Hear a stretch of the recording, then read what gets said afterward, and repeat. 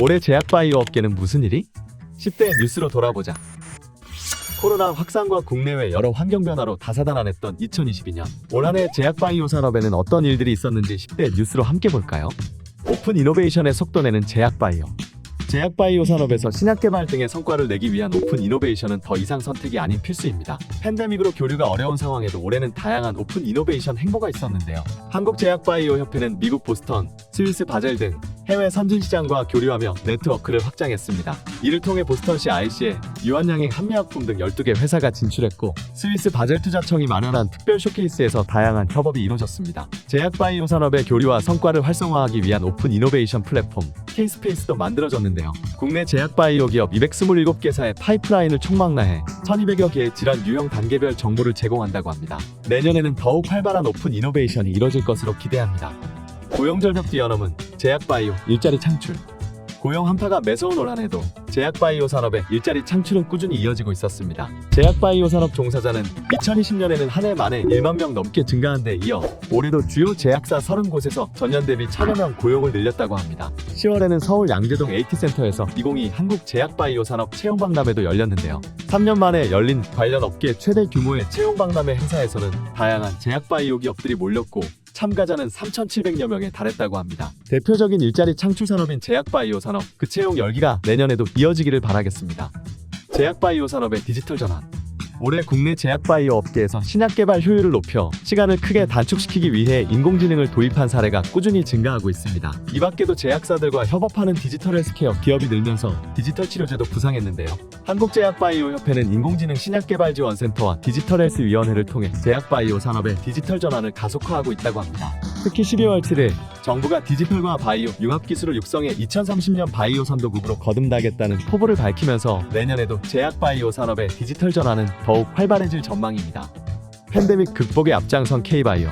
우리나라가 세계에서 세 번째로 코로나19 치료제와 백신의 자체 개발, 완제 생산이 가능한 국가였다는 것 알고 계셨나요? 바로 셀트리온이 개발한 치료제 레키로나주와 SK바이오사이언스가 개발한 백신 스카이코비1 덕분인데요. K방역과 더불어 코로나19 치료제와 백신 개발은 우리나라의 제약바이오 산업 역량을 전 세계에 보여주는 계기가 됐습니다. 하지만 여전히 코로나19가 퍼지면서 전 세계는 위드 코로나, 나아가 포스트 코로나를 준비하고 있습니다. 의약품의 해외 의존도가 심각한 미국에서는 의약품 자국화 정책을, 유럽은 의약품 공급망 문제 해결에 집중하는 추세라고 합니다.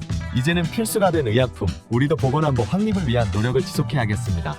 미래 핵심 산업으로 꼽힌 제약바이오. 정부가 제약바이오를 포함한 바이오 헬스 산업을 육성하기 위해 지난 7월 바이오 헬스 산업 혁신 방안을 발표했습니다. 생산시설 등 감염병 예방을 위한 투자를 확대하고 신약 개발과 백신 분야에 집중 투자하는 K-바이오 백신 펀드를 조성하는 내용 등이 담겼는데요. 또 국산화가 시급한 분야의 연구개발을 지원해 안정적인 원부자재 수급 기반을 마련하고 한국형 나이버트를 통해 제약바이오 생산공정 인력 양성, 디지털 치료제와 전자약 개발도 지원한다는 계획입니다. 팬데믹에 대비하고 산업의 글로벌 도약을 실현한다는 정부의 계획대로 적극적인 지원이 이뤄졌으면 좋겠습니다. 높아진 K바이오 위상.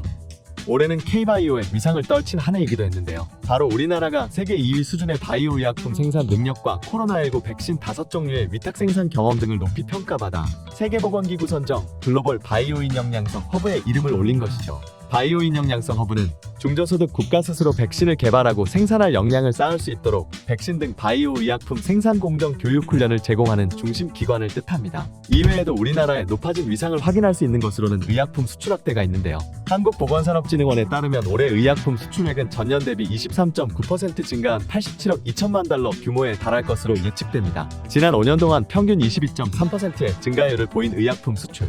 우리나라 의약품은 앞으로도 세계로 뻗어나갈 전망입니다. 대기업도 미래먹거리는 제약바이오. 이름만 들어도 누구나 다 아는 삼성, SK, LG, 롯데, CJ, 오리온 기업들의 공통점은 바로 제약바이오 산업을 미래 먹거리로 선정하고 적극적으로 시장에 뛰어들고 있다는 것입니다.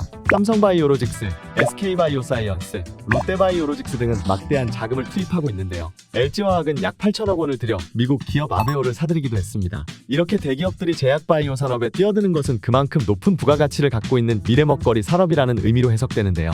약 1,400조 원 규모로 추산되고 있는 전 세계 의약품 시장에서 국내 대기업들이 이름을 떨치기를 기대해봅니다. 제약바이오, 올해도 신약개발 집중.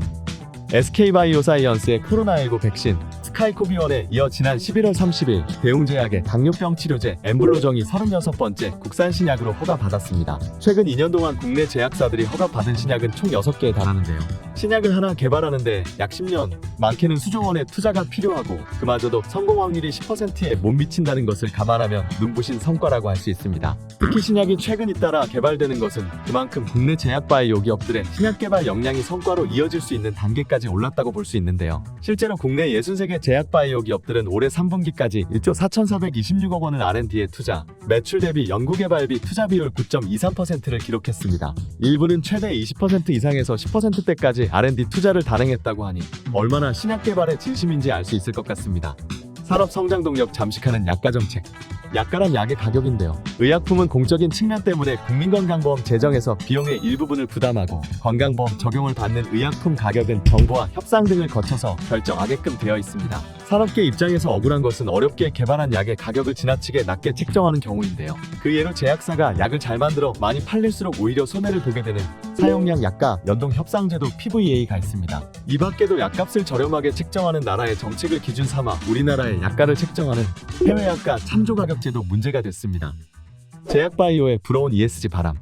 환경사회 지배구조를 뜻하는 ESG는 전 세계적인 기준으로 자리 잡고 있으며 글로벌 시장에 진출하기 위한 제약바이오 기업은 선택이 아닌 필수로 ESG를 도입해야 하는 상황입니다. 한국제약바이오협회가 진행한 제약사들의 ESG 현황 조사에 따르면 34.3% 기업이 ESG 경영을 도입한 것으로 나타났는데요. ESG의 중요성을 인식하고 전담부서를 설치하거나 관련 인증을 획득하는 등 행동에 나서고 있는 것이죠. 지난 6월 한국제약바이오협회가 개최한 제약바이오와 ESG 세미나에서 원희목 회장은 국민의 건강과 생명을 지키는 제약주권의 보루이자 대한민국의 미래 성장 동력인 우리 제약바이오 산업에게도 ESG 경영은 매우 중요하다고 밝혔는데요. 인류의 건강은 물론 투명한 지배구조와 환경까지 지향하는 제약바이오 산업의 ESG 행보가 기대됩니다.